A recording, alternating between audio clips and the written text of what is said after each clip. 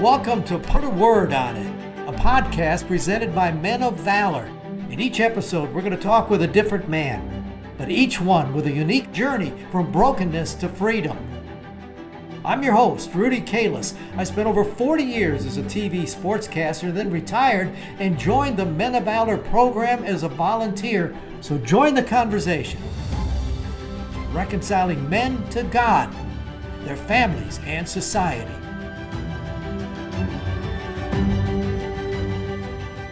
Welcome to another edition of Put a Word on It, brought to you by Interstate AC. Thank you for your tremendous support through the years.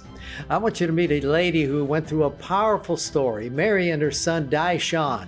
The story being that her husband had been incarcerated, came out, back together with family, a redeemed man of God, a wonderful family man for about 5 months, and was tragically shot and killed. And this woman had to raise 4 children on her own. Men of Valor stepped in, a wonderful story that brought them all together and to spend time together. But you want to meet somebody who is strong and tough, and yet her nickname is Bird. I love the smile on your face, but you told me your nickname was Bird? Yes, it is. Why is that? How did that come about? My grandpa, he gave me this nickname. He said I was the shortest of all the grandkids, and I had a little mouth like a bird. So it's actually bird, worm, rooster, and pig. Is that right? All your life, because of that, and you're not a tall lady, did you spend your whole life trying to stand up for who you were? My whole life. It's right to this day. Yep. Why is that? Because I was small. I was smaller than people. Other people was bullies. They were big. They were tall. It was mean. People was just mean. People was always mean for no reason. You know, there's a lot of that. A lot of bullying. Yeah. Middle school. I'm gonna say elementary, not elementary, but middle school. I was bullied real bad. This girl, she was bigger than me though. That's when I started fighting back. And she bullied me the wrong day, so I beat her up. It's when I started fighting back. But in middle school, they were bullying me. I felt more sense of, because I came from another neighborhood and it was a new school. And you know how new kids are bullied when they go to a new school? Well, if you don't, I do. So I was a new kid and they was bullying me. But after that, I became popular and known for always fighting a lot. That's what everybody knows me for, fighting. But you went through a powerful story. How did you meet your husband? It's kind of funny because one day I was at my mama's house and I ain't even know him. I just asked him, "Do you want to be my boyfriend?" And he said, "Yeah." You asked him? And he kept staring at me. I said, "You want to be my boyfriend?" And he said, "Yeah." But he wound up getting into trouble and had to be incarcerated, didn't he? Yep. For what? Motor vehicle burglary, auto burglary. It used to be like I used to feel like I got to do it on my own. So I always have had that mindset when I figured out that I do have to do it on my own. I just do it on my own. So anytime that he did go to jail, it was stressful. When he died, it was like I didn't think that I was going to succeed in raising my kids properly, getting them through high school. I still battle every day of am I a good mama or am I a bad mama? You know, get in those streets, you go to school. Don't cuss in school, always be respectful outside the house. Do whatever you want to when you're at home. Those are my rules. I always have been, always will be. Take me back, because that's such a powerful thing. Your husband got out and through the Jericho Project, and he became a man of God. And you had, 5-6 months of wonderful time before the shooting? Yep. Do you get angry with God? I was. How'd you handle that? I don't know. I prayed about it. I still pray about it.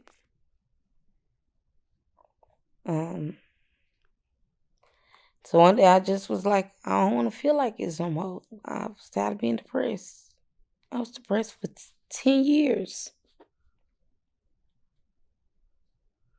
Men of Valor, good folks. They helped you with your kids, didn't they? Mm-hmm. Just to have men around, to have somebody to feed into their lives, were they helpful? Yeah, they was real, real helpful. They was helpful in a lot of ways that I couldn't do by myself. In a way now, you see your kids go across the stage and you got a handsome young son who's in college. I mean, it's like you can look up to heaven and say to him, we did good with God's help. I got 2 in college. 2 in college. Did you think you could? No. Still don't know how I did it. What's it been like growing up with a tough mom who loves you though, but is tough? I've been dealing with a lot, learned a lot of hard lessons, especially through the transition to high school and college. I have had like a lot of tough lessons, and I thought it was always the end, but it wasn't. So She's really, to me, an example of somebody who just would not quit. yeah, she really is, and that's like where I get like a lot of my motivation from. Like stuff happens, feel a certain type of way. You just can't give up. You give up, everybody else around you gives up. So you see an example of it, it becomes a part of you, especially when it's your mother and your own flesh. Now, yeah. So someday, what are you going to do? Be president of the United States? Nah, I'm too good for the president of the United States. I'm too good for them. I'm gonna let somebody else do it. I just stay behind the scenes. I like being behind, Yeah, but you want to make money though. Yeah, but with me making money, I love making money. I'm not gonna lie, money does run the world. But with me, money is just another attachment to life. You don't need money to have a good time in life. Yes, you do need money to pay bills and stuff, but me, I look at money as like, if I have enough or I'm fortunate enough, is a way of giving back or helping out the community. Money is not something that the favorite line right here, you can't take it with you when you go. But I was determined to break a cycle. I ain't graduate high school. I ain't go to college. I ain't have nobody behind me telling me what I need to do and how I need to do it. So basically, I raised myself. Yeah, 7 them. No, I live with my mama, but I raised myself. There was shelter at a price. How did God work in that? He's right now. He's still working in it. He's still working it. He give me so much peace. He's allowing me not to feed into the negativity that I'm around at this moment. I just don't pay attention to it. Like I ain't never not snapped in a while. I haven't snapped in a while. I've been calm. I'm more calm. I'm at peace about a lot of things. I'm gonna speak up. At first, I didn't used to. I'll let them talk. But this time, it's a whole new me. And I'm gonna do what I gotta do what's best for me and my kids. I ain't gonna let nobody tell me that I'm raising them wrong when I know I'm raising them right. Some things may happen, but they ain't in the streets.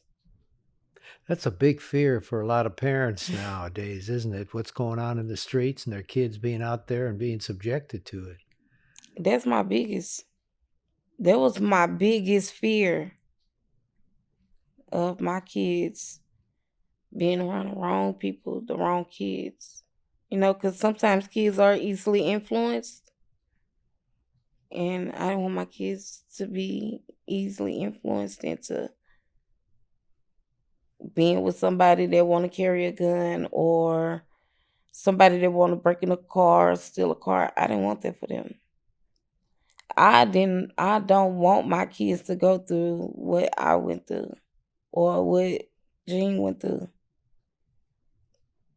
I want my kids to have better. I want them to do better. Shoot, they are. I'm proud of them.